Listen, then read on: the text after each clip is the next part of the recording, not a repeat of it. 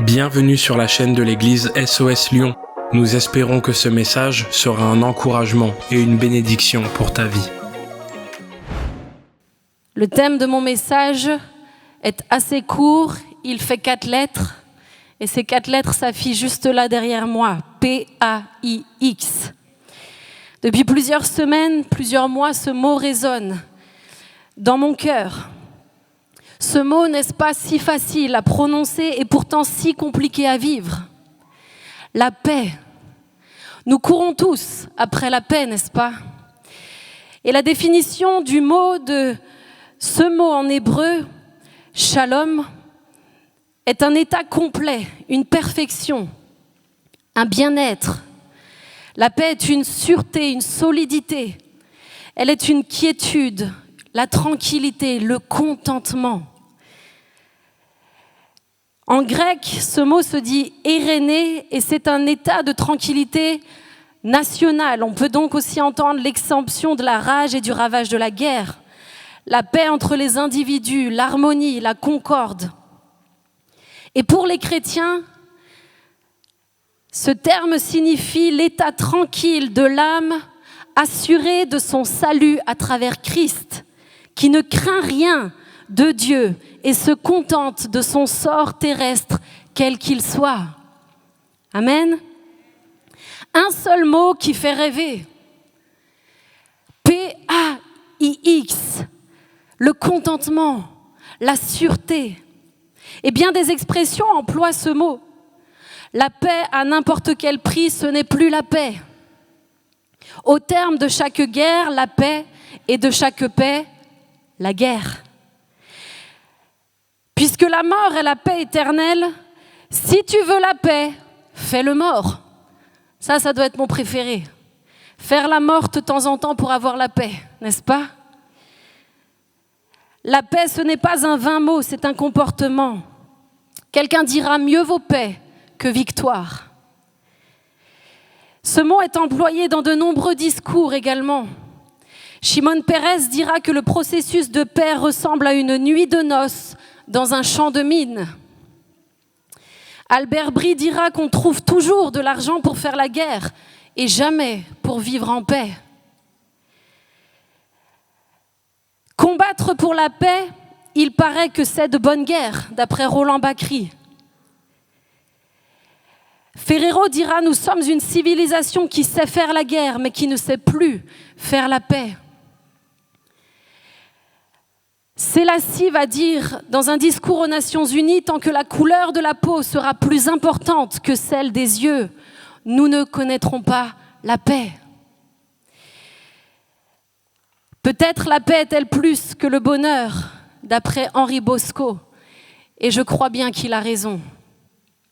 Nous avons tous notre définition personnelle de ce que la paix veut bien vouloir dire.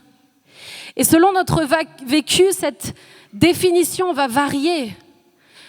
Je lisais récemment qu'au cours des 3500 dernières années, le monde n'a connu que 286 ans de paix globale, soit moins de 9% sur toute la période évoquée.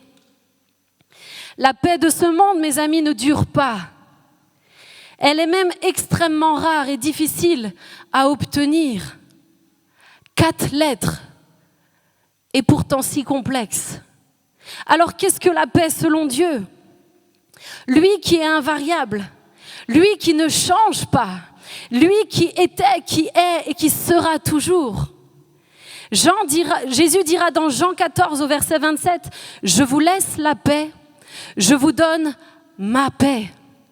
Moi, je ne vous la donne pas comme le monde donne. Que votre cœur ne se trouble pas et ne s'alarme pas. » Jésus va prononcer ces paroles quelque temps avant sa crucifixion. Au moment sûrement le plus intense, on peut le dire, il était en pleine guerre intérieure. Et pourtant, Jésus va nous dire, « Je vous laisse ma paix, je vous donne ma paix, non pas une paix comme celle du monde. » La paix, mes amis, est réelle en lui et elle ne dépend pas de nos circonstances. La paix que Dieu donne, la paix qu'il nous promet ne dépendra jamais de l'actualité. Elle ne dépendra jamais de ce qu'on nous raconte aux infos. Elle ne dépendra jamais de la réalité de la société dans laquelle on vit.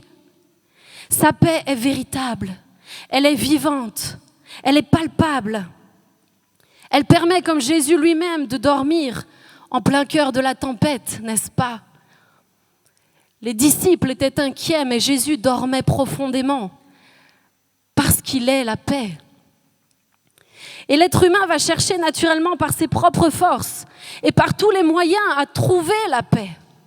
Parfois en prenant le large, en quittant physiquement certains endroits parce que l'on pense qu'en allant ailleurs, nous allons enfin trouver la paix que l'on recherche tant. Nous pensons qu'en partant physiquement des fois, nous laisserons alors derrière nous ce qui trouble notre paix. Mais laissez-moi nous dire aujourd'hui que nos peurs, nos échecs, nos souffrances, nos angoisses, nous poursuivront toute notre vie. Peu importe où l'on aille, ces choses-là sont voleurs de paix.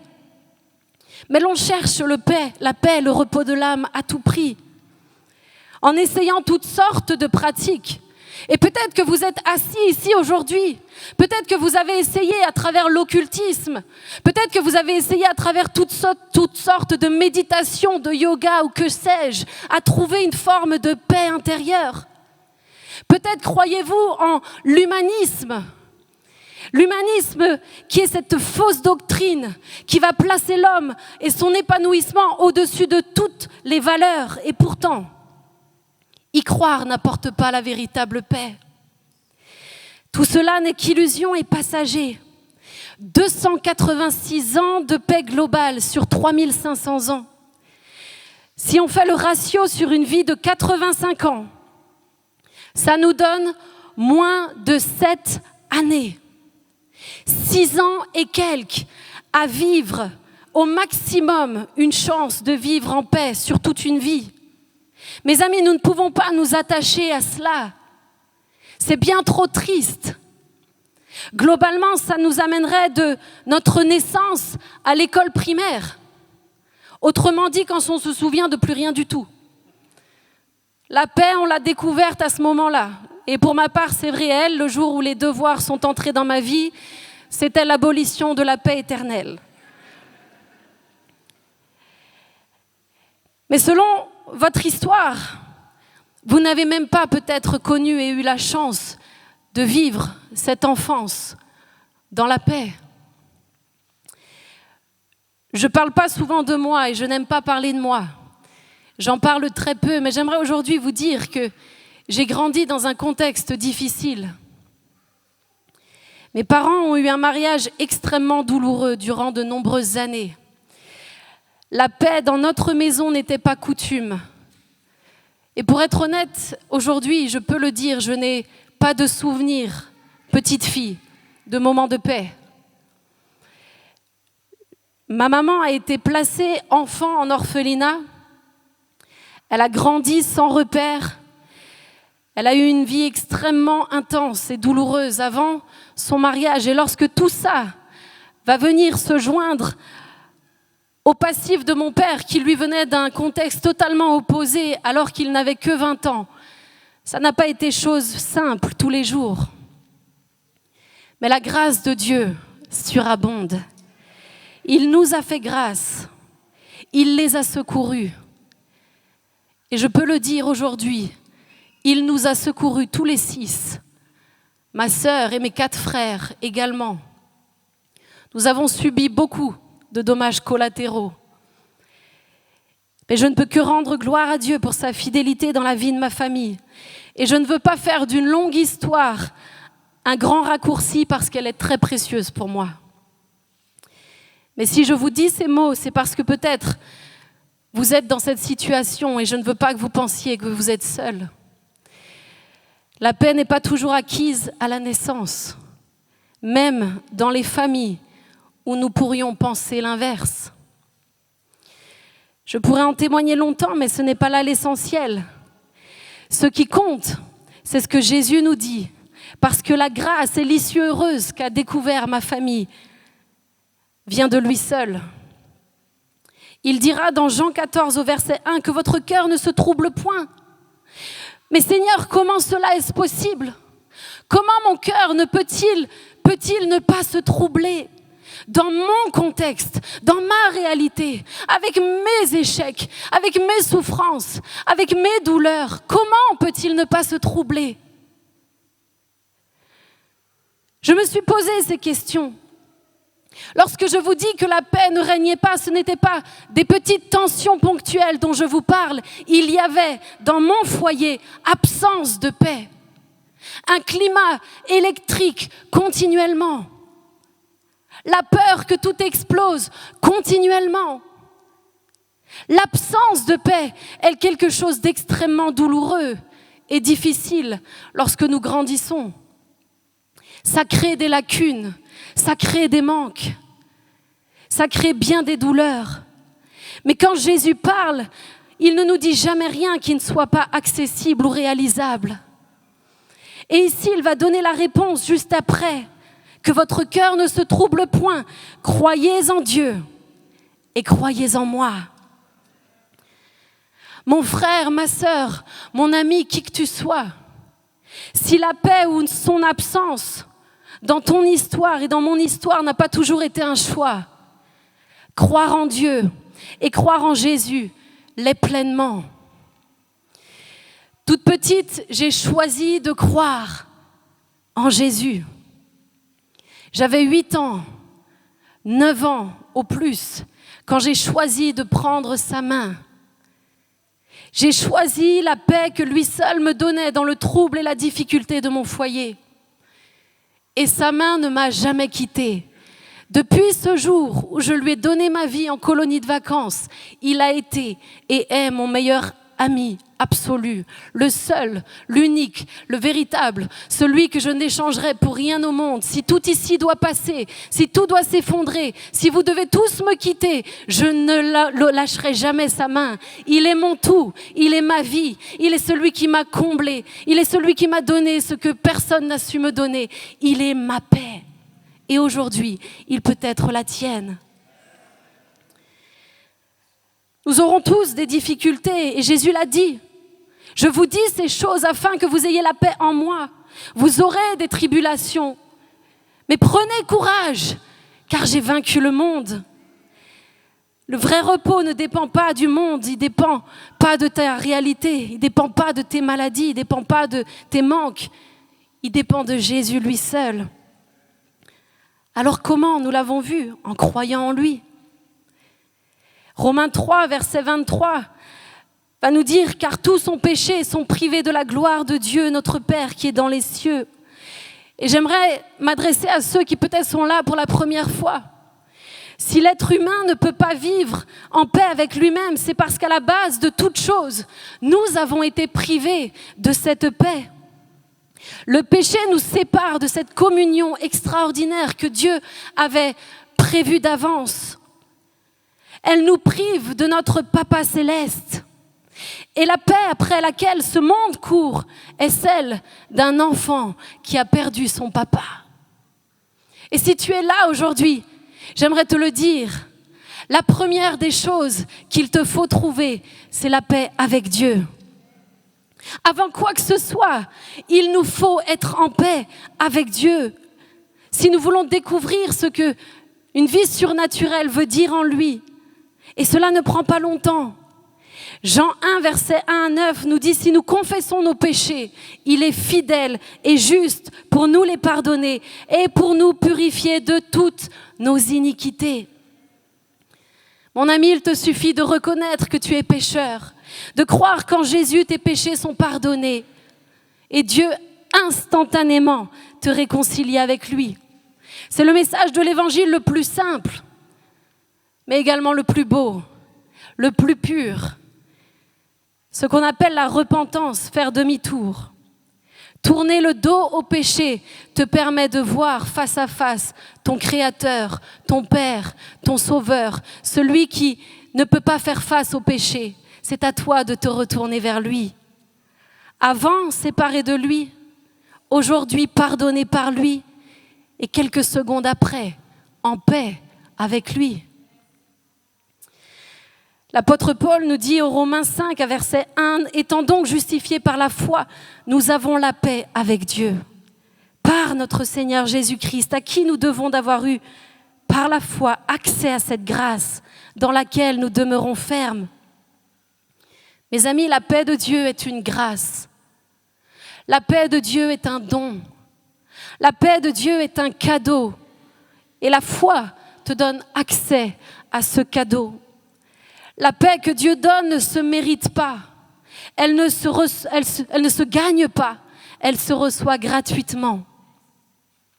Un cadeau, vous êtes d'accord avec moi, n'est pas un cadeau si on doit travailler pour le mériter. Un cadeau est une surprise.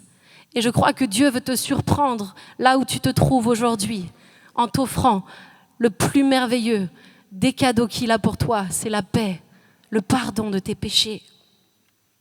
Par contre, lorsque nous l'avons reçue, la Bible nous dit qu'elle se conserve fermement. Et c'est là mon deuxième point. Il est important d'être en paix avec soi-même. D'abord, en paix avec Dieu, ensuite en paix avec soi-même. Ésaïe 26 au verset 3 nous dit « À celui qui est ferme dans ses dispositions, tu assures la paix parce qu'il se confie en toi. » Qu'elle soit spirituelle, relationnelle ou émotionnelle, lorsque nous avons reçu la paix de Dieu, elle se chérit, elle s'entretient comme un trésor précieux. Et le psaume 119 au verset 165 dira « Il y a beaucoup de paix pour ceux qui aiment ta loi. » Vous voyez, la Bible est très simple, elle est très claire et elle est très pratique. Elle nous indique comment recevoir la paix, tout d'abord, et ensuite comment la faire grandir.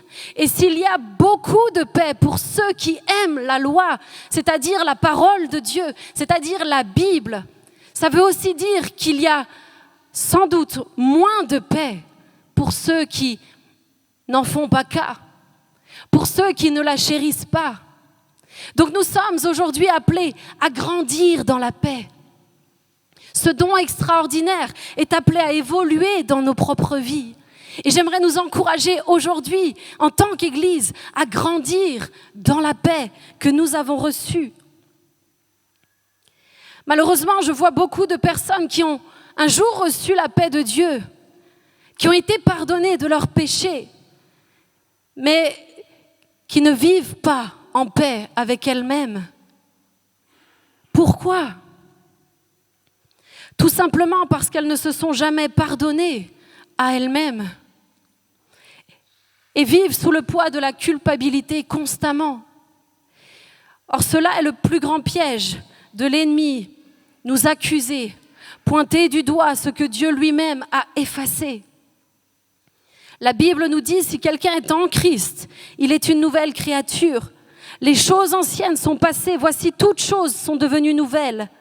Si le pardon de nos péchés nous permet d'expérimenter la paix avec Dieu, j'aimerais te dire que te pardonner à toi-même est tout aussi important pour que tu puisses réellement vivre et découvrir ce que la paix intérieure veut dire. Parce que Dieu peut te pardonner, mais si tu ne choisis pas de te pardonner à toi-même, malheureusement, tu ne pourras pas bénéficier de ce que la paix véritable qu'il t'a donnée comme cadeau veut dire lorsqu'elle est libérée. Être en paix avec soi-même. Ne te prive pas de cette paix. Elle fait partie de ce cadeau. Ne laisse pas l'accusateur te condamner et te voler ce qu'il y a de plus précieux. Mes amis, marchons avec assurance dans l'obéissance à ce que Dieu nous enseigne. La Bible est ce mode d'emploi pour absolument toutes les situations de notre vie. Elle est un code de la route. Et si nous pouvons suivre les instructions qui sont requises, alors je crois que nous vivons une vie épanouie et sereine, peu importe le chaos qui nous entoure. Vivre en paix avec soi-même, c'est se pardonner et appliquer au quotidien la parole de Dieu en marchant dans l'obéissance, en aimant la parole de Dieu, en la chérissant, en faisant d'elle notre plus grand trésor. Je ne parle pas juste de la lire ou de la croire, je parle de la mettre en action. Notre monde a tant besoin de côtoyer des personnes paisibles, rassurantes, qui ne s'inquiètent de rien. Et nous avons tout en nous pour le vivre. Et mon dernier point, c'est qu'après avoir trouvé la paix avec Dieu, celle avec nous-mêmes, nous pouvons ensuite vivre en paix avec les autres. Parce qu'il n'est pas possible de vivre en paix avec les autres si nous ne sommes pas déjà en paix avec nous-mêmes. Paul dira, s'il est possible, autant que cela dépend de vous, soyez en paix avec tous. Ça veut bien dire ce que ça veut dire. Tant que cela est possible, tant que cela dépend de toi, sois en paix avec tous. La paix avec les autres est un choix. Elle se choisit. Et dans la mesure du possible, l'apôtre Paul est clair, il le dit, tant que cela dépend de toi. Parfois, certaines situations auxquelles nous faisons face, qui amènent la tourmente, ne dépendent pas de nous. Et il ne s'agit pas ici de ces cas-là. Mais tant que cela dépend de toi, c'est-à-dire aujourd'hui, si une situation dans ton esprit te vient où tu sais que tu n'es pas en paix avec un frère, une sœur, un membre de ta famille, un collègue, un patron, et que tu sais que ça dépend de toi pour déclencher la paix, alors il est de ton devoir de le pratiquer. Matthieu 5 au verset 9 nous dit « Heureux les artisans de paix, car ils seront appelés fils de Dieu ». Un artisan, mon ami, est quelqu'un qui travaille de ses mains à quelque chose. Et nous avons une responsabilité lorsque nous avons reçu la paix de Dieu, en tant que croyants, en tant que chrétiens, en tant que disciples véritables, de travailler à la paix auprès des autres. Aujourd'hui, où en sommes-nous avec ça ? Vivons-nous en paix avec notre entourage dans la mesure où cela dépend de nous ? Ou laissons-nous certaines situations pourrir l'intérieur de nos cœurs ? Laissons-nous l'amertume prendre la place ? Laissons-nous la colère et la rage prendre le dessus parce que vous avez vécu des choses qui étaient injustes ? Où en sommes-nous ? Restons-nous fermes dans cette paix lorsque tout va mal ? Est-ce que je sais faire le nécessaire, ce qui est dans ma capacité pour retrouver la paix ? Et aujourd'hui, je crois qu'il y a une réelle invitation à retrouver la paix, à être en paix, à plusieurs niveaux.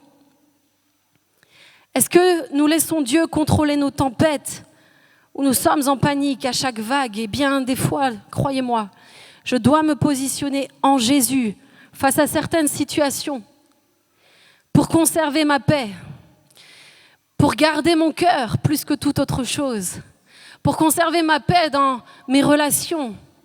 Je dois me positionner en Jésus. C'est un choix. Dans des grands événements comme dans des petits, voire insignifiants événements de la vie, le petit volcan que je suis naturellement doit souvent décider de ne pas entrer en éruption. C'est un choix, c'est presque quotidien, mais je le décide, tant que j'y arrive, je le décide. Soit je décide de nourrir ma colère, ma tristesse, mes peurs, mes inquiétudes, soit je vais nourrir ma foi. Et chaque jour qui passe, je vis le résultat du choix que j'ai pris. Si je choisis de nourrir ma colère, petit volcan va s'activer. Si je choisis la foi, la paix de Jésus vient prendre le relais. Et c'est une décision de tous les jours, mes amis. C'est pour ça que je vous le dis, oui, Dieu donne sa paix au pardon. Au moment où nous demandons pardon, il l'accorde, elle est acquise. Mais après envers les autres, c'est un choix, une décision. Le psaume 46 au verset 2 nous dit « Dieu est un secours qui se trouve toujours dans la détresse. » Toujours. C'est-à-dire que peu importe ce que tu vis, tu peux toujours trouver le secours dans ta détresse. Et un peu plus loin, au verset 10, il va dire « Arrêtez, et reconnaissez que je suis Dieu. S'arrêter en pleine détresse n'est pas facile. Et pourtant, c'est la clé du maintien de la paix dont Dieu nous parle. Et il y a une image pour, s'arrêter ici, en pleine détresse. Mon mari a eu la bonne idée hier de vouloir me couler. Bon, vous comprenez, on allait se baigner. Et honnêtement, j'ai cru que je perdais ma vie parce que j'ai très peur des profondeurs. Et ce jour-là, j'avais osé franchir un certain cap au niveau du lac. Et finalement, il a décidé d'en faire autrement. Et là, je peux vous dire que je ne ressemblais pas à ce gamin dans la barque. Et il n'y avait pas d'aileron autour de moi. Une peur m'a saisie. Mais quand je vous dis m'a saisie, j'ai cru qu'il y a eu 10 kilomètres qui me séparaient de la surface. Pourtant, il dit que ça n'a pas été le cas. Mais moi, je vous dis qu'il m'a vraiment fait partir dans les profondeurs. J'ai eu peur, je suis sortie de l'eau, j'étais en pleurs. Mais chérie, tu ne peux pas faire ça. Mais il me dit, mais t'es pas sérieuse, tu pleures pas. Je lui dis, là, laisse-moi. Il a fallu que je retrouve ma paix. J'ai dû aller nager encore plus loin. Donc j'ai déjà peur du vide, mais alors là, j'ai dû encore m'écarter pour retrouver du souffle. La paix est un choix et s'arrêter en pleine détresse est possible avec Dieu. Reconnaître qu'il est Dieu plutôt que de nous agiter. Rester calme est un exercice. Vous l'avez compris, parfois j'échoue. Et quand j'échoue pas à moitié. En général, c'est bien comme il faut. Je fais les choses très entièrement. Je suis quelqu'un d'assez entier. C'est soit blanc, soit noir, soit droite, soit gauche. Je ne vais jamais au centre. Et je ne parle pas de politique. C'est la réalité de ma vie. Je suis comme ça. Et quand je me vautre correctement. Quand je laisse place à mes émotions, c'est bien comme il faut. C'est pas du tout joli à voir. Et j'en suis pas fière. Dieu merci, ça n'arrive qu'extrêmement rarement. Hein, chérie? Voilà. Il atteste. La paix est une réalité dans la mesure où nous décidons de nous arrêter et de regarder à Jésus, de le reconnaître par-dessus tout comme Dieu. Il nous permet alors d'expérimenter Philippiens 4 qui dit « Ne vous inquiétez de rien, mais en toute chose, faites connaître vos besoins à Dieu par des prières et des supplications avec des actions de grâce. Et la paix de Dieu, qui surpasse toute intelligence, gardera vos cœurs et vos pensées en Jésus-Christ. » Quelle promesse! En Jésus, il y a une paix totale. Mais n'oublions pas qu'avant tout, il faut prier. Avant toute chose, faites connaître vos besoins à Dieu par des prières. Et ensuite, nous expérimentons la paix qui surpasse toute intelligence. Vouloir la paix sans prier, mes amis, n'arrivera pas. Faites connaître à Dieu vos besoins et c'est alors que la paix gardera vos cœurs. Appliquons la parole de Dieu simplement pour la voir prendre vie. Tant que nous lui faisons confiance, nous marchons dans cette réalité au quotidien. C'est lorsque l'on tente de comprendre par nous-mêmes les choses que nous ne trouvons plus la paix ou que nous perdons la paix que lui nous donne.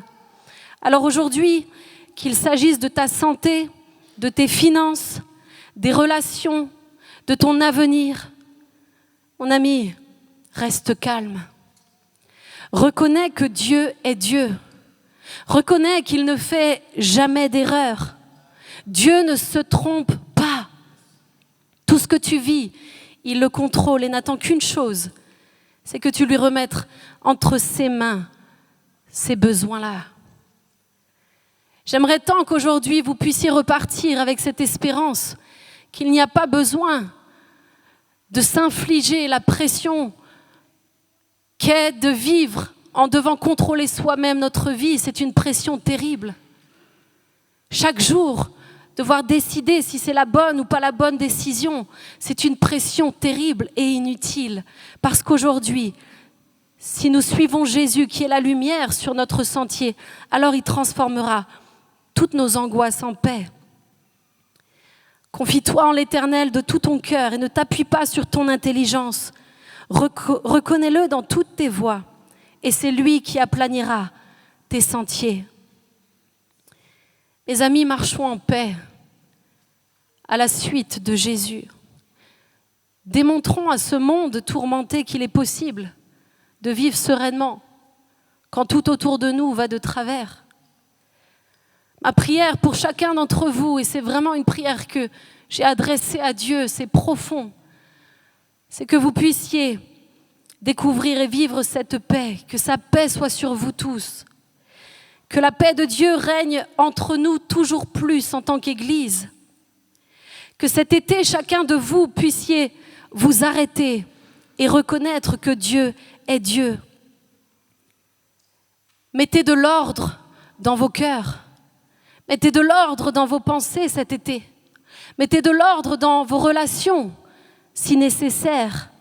Et laissez-le vous apaiser là où aucun homme ne peut le faire. Jésus peut le faire. Merci d'avoir pris le temps d'écouter ce message. Si tu n'as pas encore d'église, rejoins-nous. Toutes les informations sont sur notre site église-soslyon.com. À bientôt.